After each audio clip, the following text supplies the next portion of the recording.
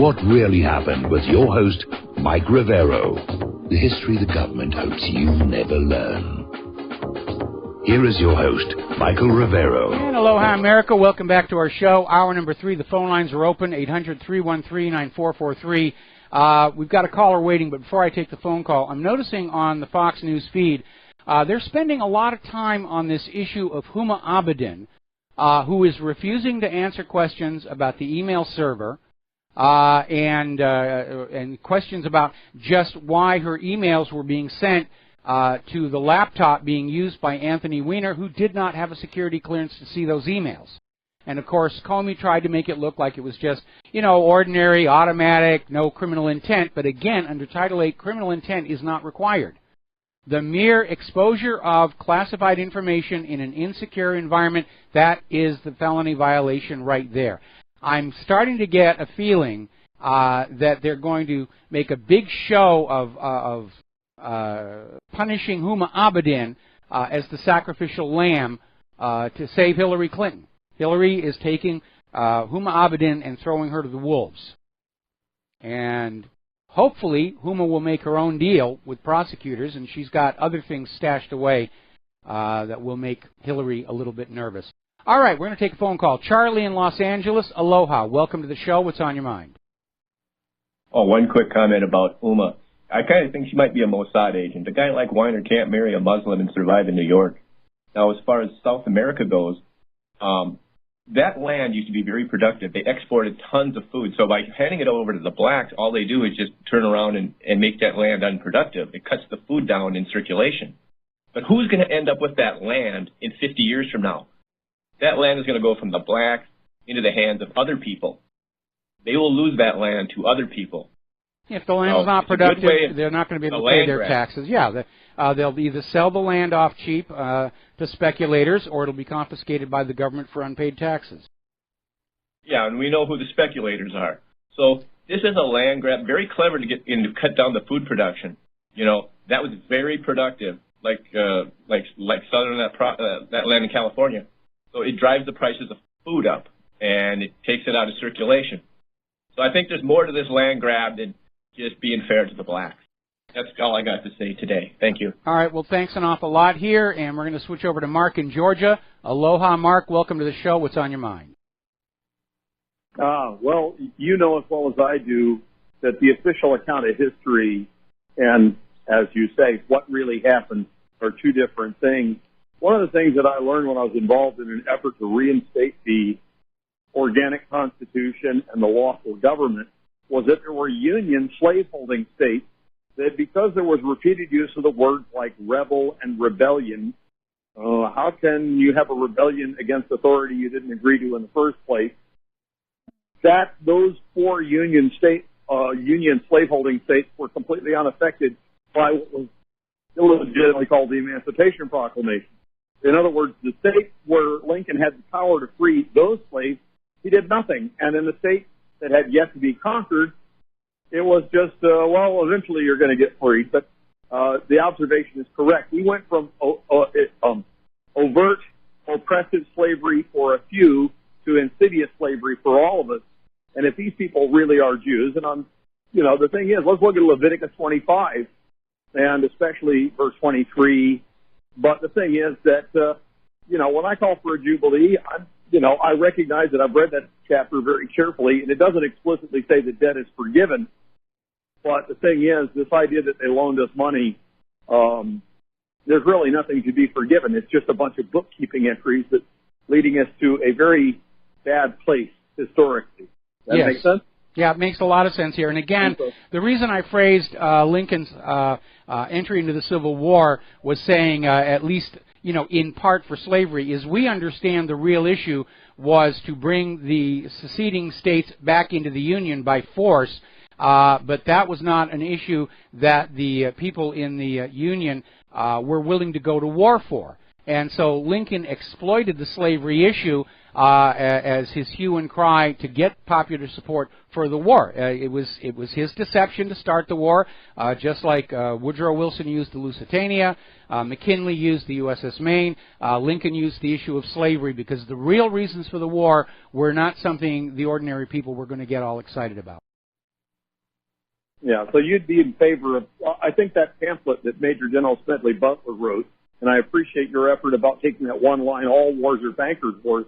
I think we need to update that pamphlet, War is Still a Racket, and go through all the treasonous lies that FDR, and every war has had, but we're good and they're bad. And it's like, yes, according to your dishonest narrative, we're good and they're bad, but the truth is they're sinners and so are we. And we need to own up to the fact that our sin is indulgent for accepting this prideful narrative that says we're the good guys, but then you get past their narrative and you realize FDR did everything in his power to provoke the Japanese. They knew when, where, and how the Japanese were going to attack, and if we're not going to deal with traitors among us, don't tell me about how the bad guy over there is threatening our freedom. You know, so our government's got to beat them to it, right? Yeah, I mean, that's a very common tactic they try and use. But again, the reason they're not getting a lot of traction is because at this point, pretty much everybody in the world knows the U.S. government was lying about Saddam's nuclear weapons, and that makes everybody very cautious about more recent statements about Assad gassing his own people. They're not just going to go along and say, oh, that madman gassed his own people. They're going to say, wait a minute, we got lied to before. Let's think this thing through. Why would Assad do it? Who does it help? Doesn't help him, helps the U.S. Therefore, are we dealing with another false flag? And false flags are a reality of history. We have an article on my website of 47 false flags that have been officially admitted to, where the governments that pulled off these frauds have stood up and said, yeah, we did it. We snookered you real good. We're proud of it. And for every one they're officially admitting, there are probably 100 that are still considered classified. Right. And that's the thing is that the problem is that the people that are politically biased towards the neoconservative warfare state, they still believe it, not because, you know, the thing I say, otherwise sane, otherwise reasonable, otherwise intelligent, otherwise moral, but in this particular, in their political mentality, they're oblivious to the fact that they've been lied to because they all agree with the same lies, and therefore, collectively, the lies become invisible to them. And that's what I want to get across to them is, you know, you may disagree, but the creator of the universe knows what really happened. And when I talk with Muslims, I say, look, God knows what really happened regarding 9/11. And I promise you, when Jesus returns, he's going to make things right. You're free to disagree about that, but I take solace. I do disagree. I do disagree. Mostly because the evil people seem to be getting all the money and power and having all the fun. And that's not the quality of work that you're going to expect to see on the resume of a supreme being. Well, the thing is, you're looking at things in terms of this life. I'm looking past that to say, yes, for a time they're being allowed to get away with these things, but, you know, FDR is burning in hell. Well, you see, that's part of the fraud. That's part of the fraud. That's why churches get their tax deductions, because the churches are out there saying, yes, even though the rulers are crapping all over you and abusing you and stealing your money and killing your children, just stay calm and pray and trust us. In the next life, they're going to get slapped around good and hard. And it's just another way of keeping. I'm not condoning. It's another way of keeping ordinary people in line and not challenging the ruling class. And it's why churches. You understand? I'm not condoning their impunity. Right? Oh, okay. I'm not agreeing that. All right, Mark. I don't believe in impunity. Yes. Mark, okay. We've had enough time on this topic, and I think I've made my point here. We're going to drop you, and we're going to switch over to Mike in Maryland. Aloha. Before we do Mike in Maryland, going to do a shout-out to our on-air affiliates who are just now rejoining our network. Now we're going to go to Mike in Maryland.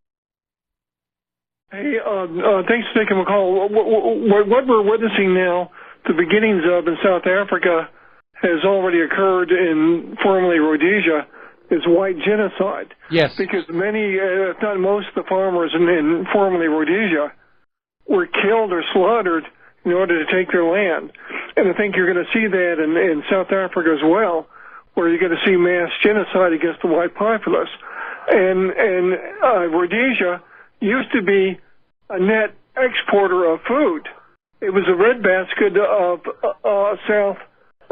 southern Africa, and now it's a starving country that has to import food when it can buy it.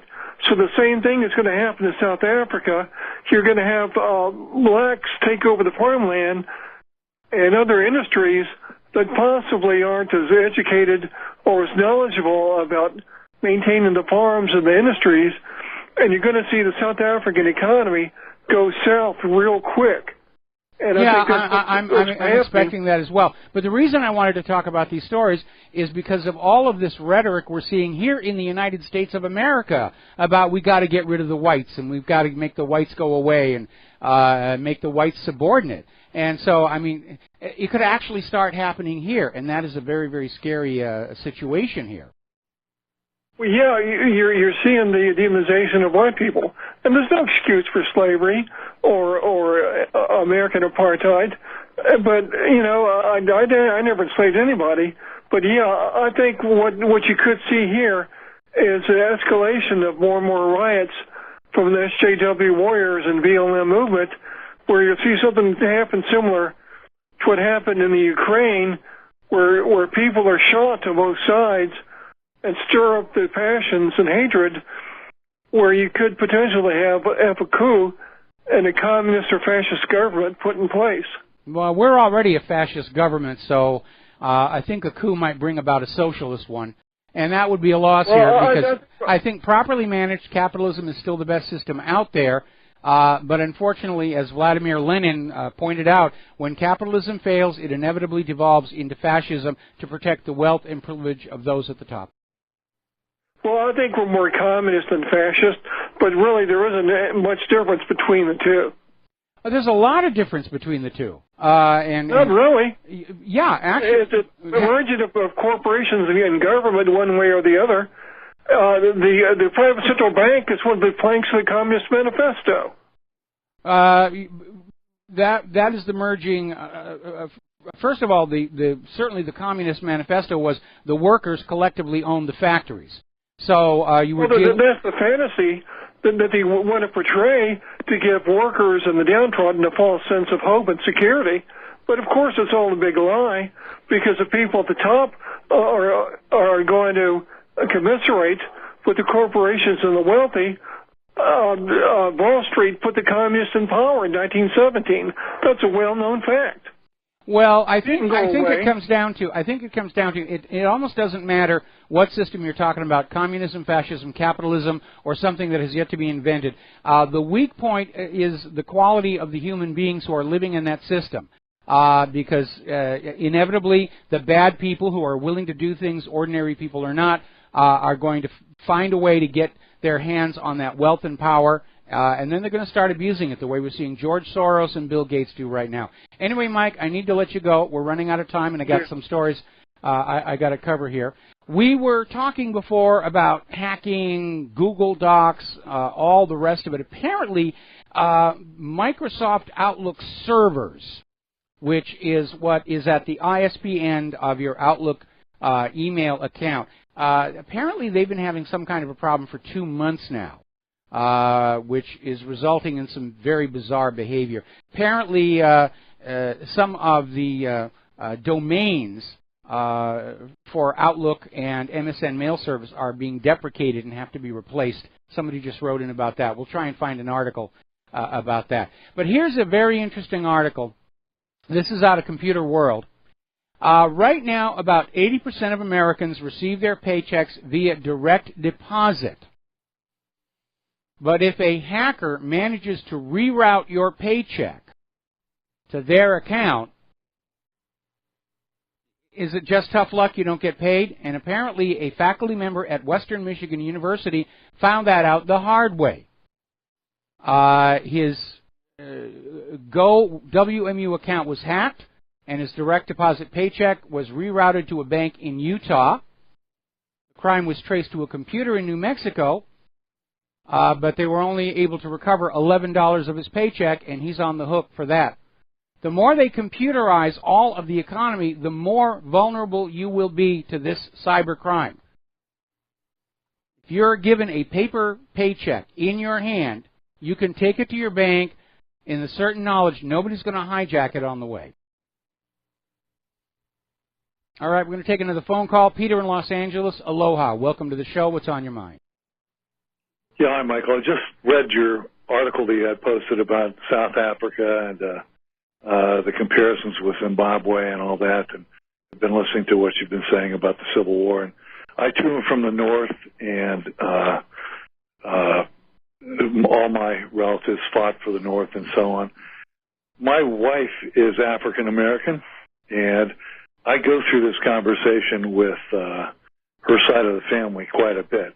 This whole white guilt thing, and I say, because I'm German and Scotch Irish, the Romans imprisoned the Germans, and the Scotch and the Irish. Everybody's been imprisoned or been enslaved at one time or another. And as a matter of fact, there's still slavery in Africa, as we know, and especially in like the Sudan and places like that, by blacks of other blacks. Yes.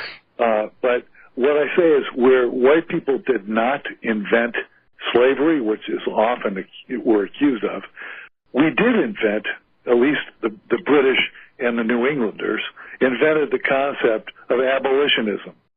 That indeed was a white invention. Yes.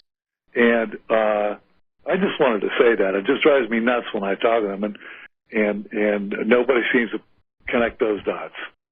Well, they're listening to rhetoric, and that's what's dangerous about it. This is not a careful analysis of history.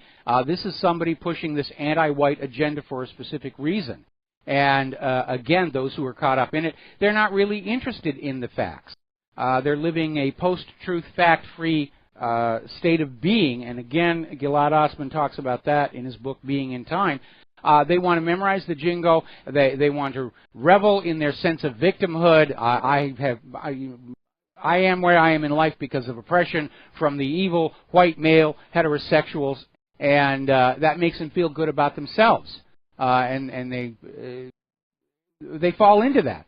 And Hillary exploited it tremendously last year. And unfortunately, as a society, we're going to be feeling the after effects of all of that race baiting and feminist victim mongering. We're going to be dealing with that for years and years to come.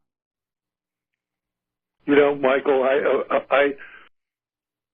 if your theory is correct about the removing people's identity is correct, and I actually believe that it is. The biggest, the world government, the New World Order people must see North American white people and Europeans with money and education and affluence and significant numbers as the biggest impediment to their taking over. And I think that's one of the reasons why we're a particular target. I think we're a target more as a scapegoat mechanism because certainly China is a major block in the goal of the New World Order, and I don't think we can confuse too many of them of being white. Right. White people are okay to blame. We're going to blame the white people for everything. Oh, the bad white people, the bad white people.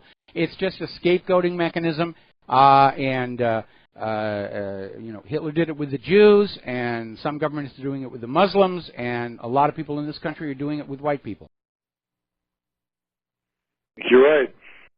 Well, thanks, Mike. That's it for me, man. All right, thanks an awful lot, and I think that clears the phone lines for us. Let me just do this. Now then, Facebook is starting to lose customers because of the censorship. And they have issued a warning about slower ad growth, and their stock price has declined. So we're having an effect. We're having an effect just like happened with Starbucks, just like happened with Target. Remember what your business is and stop bringing the politics into it, or we, the American consumer, are going to extract a price. We're going to go someplace else. We're going to take our business someplace. All right, we're going to take a break for commercials. We'll be right back. And aloha, America. Welcome back to our show here. And let's see, getting on back to the news here. Now, a little bit of good news up in Seattle, Washington. The city of Seattle has issued a rule requiring cable internet service providers to first obtain your permission to sell your data to advertisers, blackmailers, whoever else wants their hands on that. And I'm sure the cable providers are going to try and find some way to get your permission. They may say that you'll get a discount on your bill if they're allowed to sell your data. But at least the choice is back in your hands. And you can make that decision for yourself. Too many decisions about your personal information are being made without you, and that is very, very risky. Now, there is a new threat to your privacy, and as it turns out, the microphones on smartphones are actually able to hear outside the range of human hearing by a little tiny bit. Maybe it's intentional, but it is already being exploited because apparently consumers can be tracked through the use of ultrasonic tone built into advertising fixtures or store shelves so that smartphone code can literally figure out where you are in the store and send that information to the retailer. That's right out of Minority Report, and that's a little bit scary. And because, again, I'm a private person, and I'll make my own decisions. And here's the interesting thing. If you're looking at buying certain things at a store, why does it matter that the store knows you were there at that rack? Obviously, when you show up at the cash register, they know you bought the product. Or maybe they're going to just study what you're looking at but haven't bought yet and try and apply some heavy advertising to it. Now, the war of words is continuing between Director Comey and WikiLeaks. FBI Director Comey is slamming WikiLeaks, is calling it intelligence porn. Oh, those people, they're only reading WikiLeaks because they're getting a thrill from it. It's banned, it's forbidden. That's the only reason they're interested. No, actually we're interested in seeing just where the United States government is failing to live up to its contractual obligations to the American people as set forth in the Constitution and the Bill of Rights.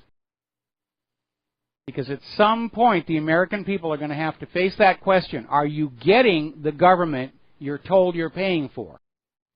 Or like Spectrum, are you paying the money and you're only getting 10% of what you expect?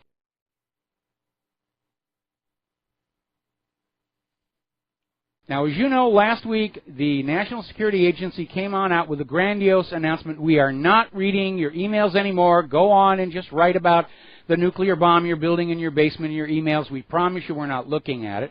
Then William Binney came on out and said, no, the way the system is designed, they have to scoop up all the email info before they can go to an individual targeted with a proper warrant. And then we even had a story that came out in the corporate media saying, yeah, the spying is continuing. Despite the new law that was passed, despite the assurances of the NSA, it's totally, totally out of control.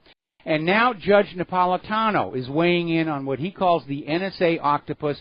He's saying there's more spying, more lying, and basically he's saying because Trump knows that he has been the victim of overzealous and unlawful surveillance, that maybe there's going to be a debate over renewal of Section 702 to try and put more limitations on there. Because for all the spying the NSA has done, we can't see that they've actually accomplished anything at all, other than build the world's largest collection of private amateur porn, according to Edward Snowden. Anybody who's really planning a terror attack or a crime knows not to go on the internet or email or smartphones, because it is all being watched. It's an invasion of our privacy that cannot actually accomplish anything reasonable. All right, we're going to take a break for commercials, and we will be right back. And aloha, America. Welcome back to our show here. Now, apparently, earlier this week, the Office of Director of National Intelligence released a report that confirmed Barack Obama's White House used NSA technology to gather information on more than 30,000 Americans in 2016, which included both metadata and the actual contents of the communications, and then circulated these intelligence reports without removing the names. This is illegal. So it's just coming on out, bit by bit. Will the government do anything about it? No. Now, here's a very interesting article. As you know, a lot of us in the truth movement, we're being harassed. We're having our careers wrecked. We're being threatened. Our servers attacked. We're always saying, oh, it's FBI and NSA. Actually, it turns out there are now private companies like Blackwater to which the FBI and the NSA are outsourcing their harassment of targeted individuals so that they can say their hands are clean. No, we're not the ones who ruined your career. No, we've got absolutely no record of it. And technically they're correct, because the harassment and career wrecking and the threats and everything are being handled by these private companies. And one of these companies is James Byman and Associates. It's based in Fairfax. It's just down the street from a whole bunch of three-letter agencies, and they have developed special tools for the FBI. And their job for the government is to hack into computers and phones of watch-listed individuals and targeted individuals. So the spying is still continuing. Cybercrime is still continuing. And not only is it a violation of the Fourth Amendment, not only is it a return to the abuses of COINTELPRO, it's not going to work, because any real criminals or real terrorists know better than to use modern electronics. They'll go back to something else. There's an interesting story in the run-up to the second war in Iraq. They were running a battle exercise, and there was the good guy forces, and then they tagged some general and said, you're going to play Iraq, and we're going to come on in and invade you. And much to their embarrassment, the OPFOR general succeeded in winning the battle. And all he did was to turn off all the electronics. And they sent communication by hardline. They had a lot of pre-planning and code words going on, because the United States has become over-dependent on this ability to go into your computers and your smartphones and listen to you, and they've allowed other methods to just sort of fade away. Even today we're hearing about the lack of so-called ground truth, meaning assets in other countries. So anybody who decides not to play on the playing board the United States has set up has a natural advantage. So let's talk about human-caused global warming. Earlier this week we showed a video that's talking about a report on massive crop losses all over Europe and the United States, and how it's already leading to a doubling of food prices. And it's probably going to get worse before it gets better. Apparently, California's vineyards got hit really hard. They lost 50% of the grapes. And it turns out it's not just fruits and vegetables, because they had a huge snowstorm that really hammered western Kansas, but also hit areas of southeast Colorado. They got 10 inches of snow. And as a result, everybody thought spring was here. They'd already put the cattle out to pasture. And hundreds of cows have frozen to death. And that is going to start pushing up on the already high beef prices. Good reason to go vegetarian right now.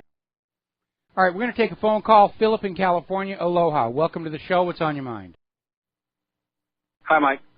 What's on my mind is how Trump, I don't think he really understands the economy, because let's say they're trying to push for this health care where, pre-existing conditions, they're in there, they're in there and they can't be removed, and they don't know that that's going to drive up the health care costs in itself. They don't understand how the free market basically works in insurance.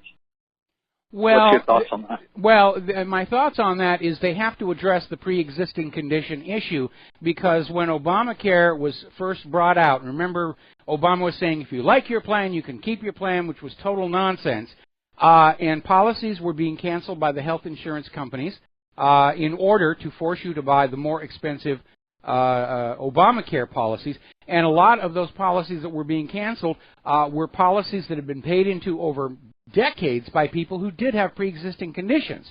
And the health insurance companies were required to care for them.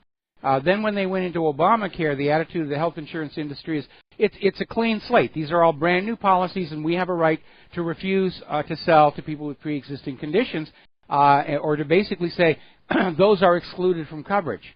And it was a big hue and cry at that time. So I know you're looking at this from a dollars and cents point of view, but we also have to look at it from the sense of the injustice that was done to these patients with pre-existing conditions, because they had a setup, they had insurance, they were being taken care of, and then all of a sudden Obamacare yanked that away from them, and it's not fair to leave them without some kind of support because of the government's actions.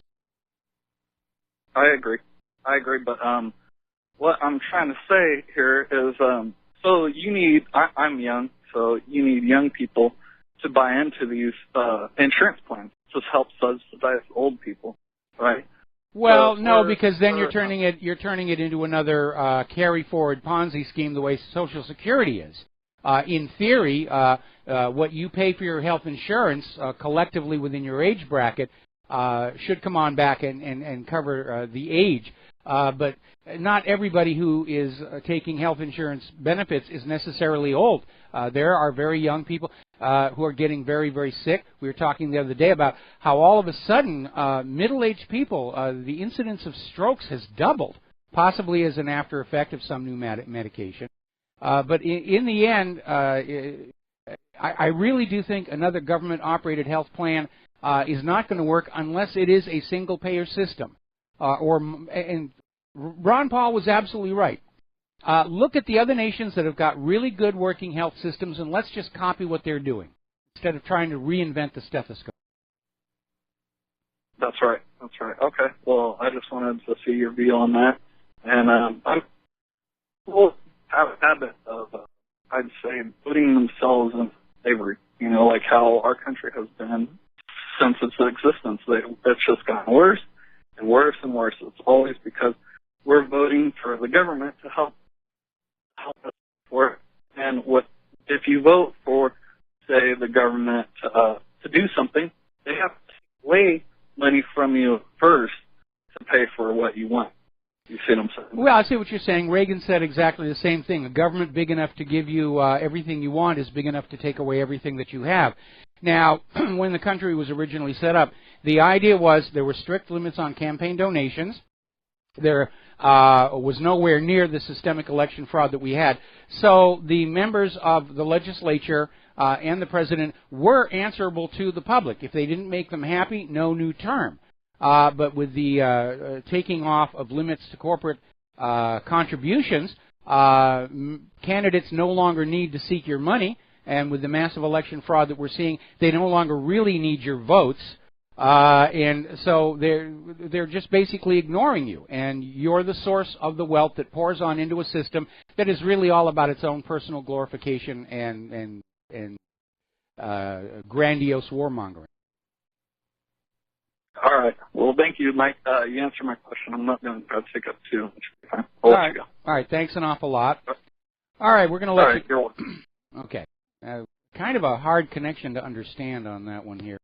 All right. We're talking about human-caused global warming.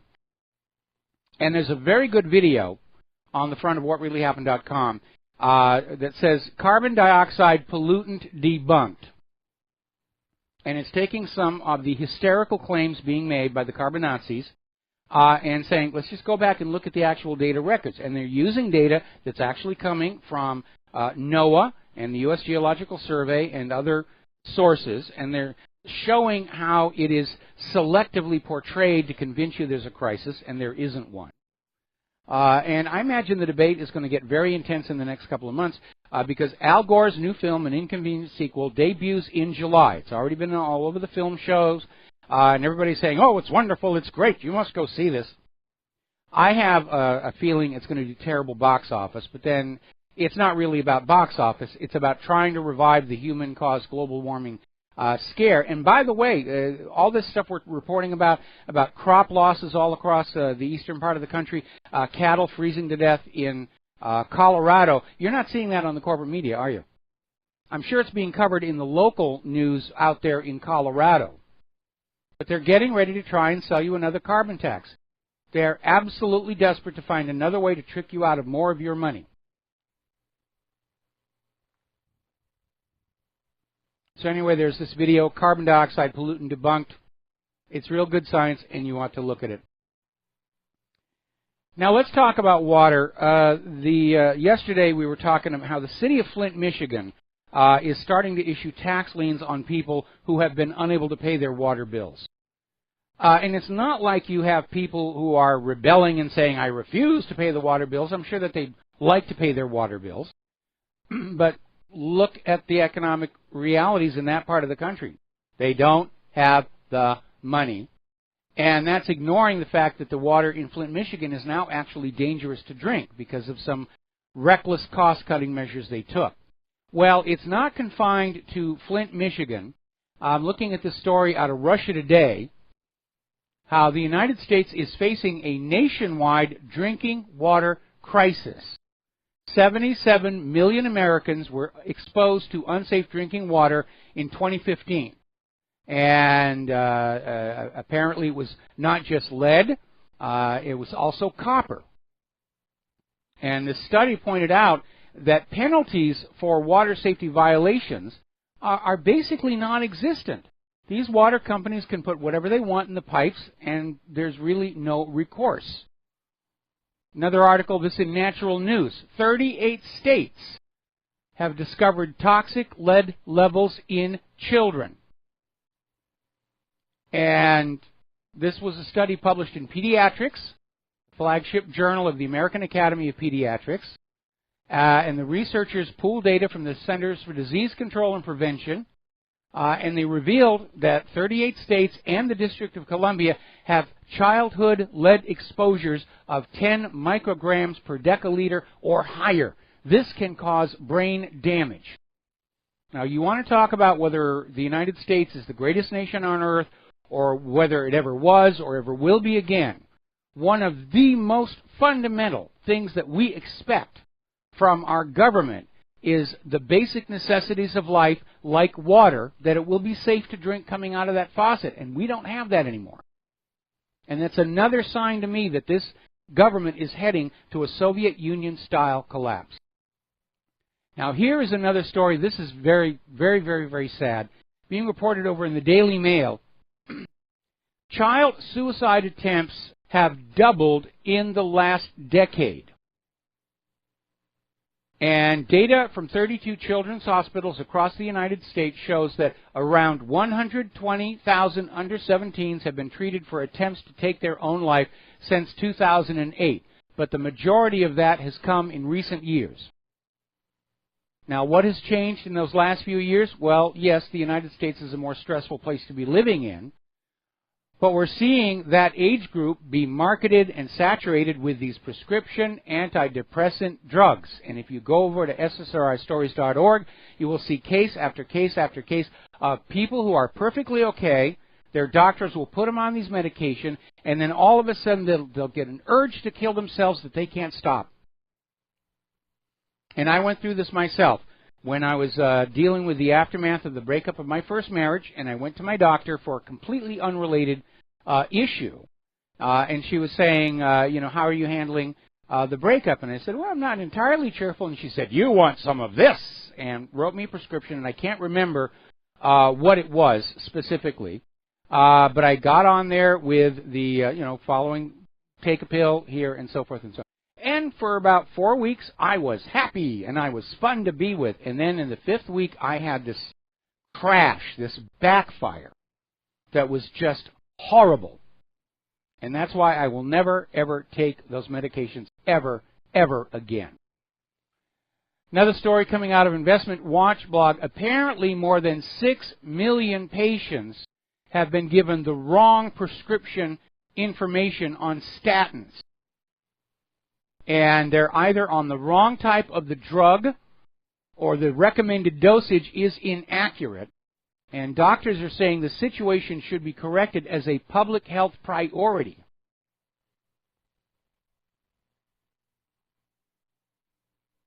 They're saying this is a real crisis out there. They're saying GPs should avoid keeping patients on out-of-date prescriptions through inertia. They need to look at it. Statins have never proven to be effective. In fact, more and more people are thinking statins are actually causing more deaths than they're helping people, because the plaque is coming off the artery, not slowly, not gradually, but breaking off in huge chunks that then finds its way into a very inconvenient location. I suspect that's what happened to my youngest brother. Now, for all you history buffs, this is interesting. Apparently, a Union Jack banner flown by the Coldstream Guards at the Battle of Waterloo has been found in a shoebox in East London by a window fitter. Apparently, there are numbers, serial numbers, on this flag, and it was flown at the Battle of Puigdemont on June 18th, 1815. Somebody must have saved it as a souvenir, hid it in the shoebox, forgot all about it, now that it's been rediscovered. I think that is so cool. I think that is so cool. All right, we're going to be coming up here on another commercial break, and when we come on back, last segment of our program today, apparently there's another outbreak of Lyme disease, and more, apparently young Europeans want to get out of the European Union as well. The tide is turning. We'll be right back. And aloha, America. Welcome back to our show. Last segment of the program today. There is a very popular TV series called Breaking Bad. It's in reruns now. When it was first out, I didn't watch it because I have a negative reaction to the illicit drug industry, and a lot of that goes back to some unpleasantness with my first wife. But when it was coming up on the final episodes, I tuned in and I realized it actually was a very good show, especially William White, the lead character, who was a teacher who was drawn to cooking methamphetamine to pay off his cancer bills and take care of his family, which you start thinking that's a very understandable situation here. Well, apparently this has happened in real life. Over in New Mexico, there's a science teacher in a high school, and apparently they weren't paying him what he needed, so they caught him running a meth lab. And that's kind of a little tacky. Now, here's something that's very interesting. We're hearing about a very large crack on the Antarctic ice shelf that may be getting ready to spawn a monster iceberg, which does happen from time to time. And it isn't evidence of global warming. The thickness of the ice, in fact, is going the other way. But apparently, over at the United Arab Emirates, they're looking at a serious water shortage, and they are planning to tow icebergs from Antarctica to help with the drinking water issues, because the ice that is coming off Antarctica is freshwater ice. And it is a great source for fresh water, and it's a very good idea. It's been suggested before to ease water shortages in other parts of the world. And they're going to give it a try, and I wish them a lot of luck to get that going here. And let's see. Apparently, Macron, during his TV debate, has been called on a goof when he was talking about France's economy, about how big it was, and apparently his math work was very inaccurate, and he's been called on that along with all the other things that went wrong for him in that debate. Now, I'm hoping Le Pen wins the runoff, but again, I am expecting there to be massive election fraud in the election, because that's unfortunately the way the globalists are keeping control over us. They let us pretend that we have elections. They let us pretend that we have some kind of a say over what's going on.